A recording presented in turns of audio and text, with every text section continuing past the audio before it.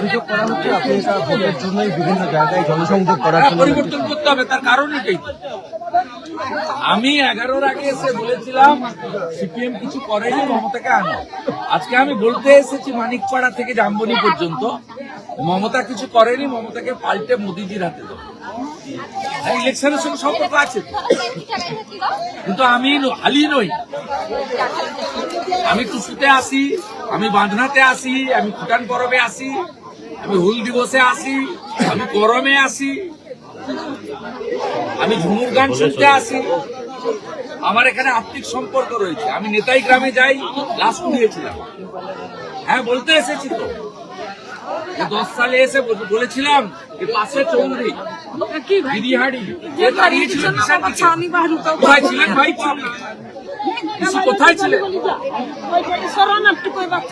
আমি এই ভেতর থেকে মিছিল করে ঢুকে বিরিহাড়ি থেকে তাড়িয়েছিলাম।